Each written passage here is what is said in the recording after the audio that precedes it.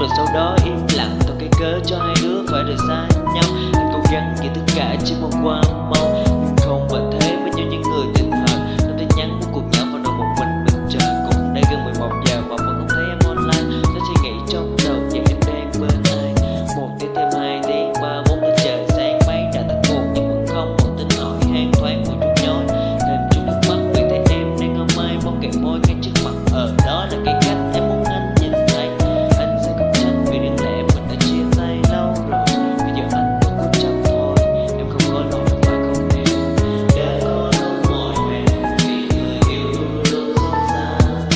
Đã có lúc nhường lòng tình em nhớ. Từ lúc trái đã từng quên em đi và chẳng thể có vòng trở về xa.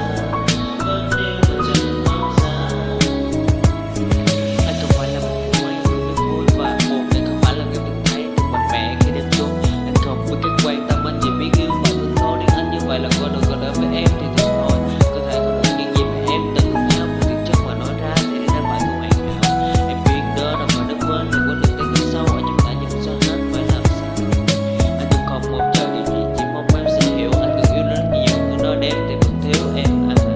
Nhưng đừng yêu và đừng yêu quá một như em chỉ đang nhận những tin nhắn. Anh đang làm như vậy nhưng mà em có biết đâu. Thậm chí ngày xa nhau em vẫn mang lại hỏi thăm. Đâu biết anh buồn sầu thật sự anh vẫn nhớ vì lần đầu tiên anh yêu ở nơi em thay vì ở bên nhau thì chưa khiến được thấy anh yêu em. Đêm anh trời đi để tôi không hoài nghi, vì tình yêu khi xưa nay đã xa thật rồi. Chỉ còn lại đây bao ngày mình có nhau. Anh không hay tự hỏi rằng nếu đã biết chưa cả cách xa, vậy Em là xin sao lỗi, người đêm em là một người rất dễ đến nhưng cũng rất dễ đi. Đến khi em muốn đi, em cần một người đủ mạnh mẽ để siết em lại. Người đó không phải là anh. Còn như vậy chia tay không do một ai cả, là do thượng đế đã sắp đặt thôi, có gì đâu mà cãi vã.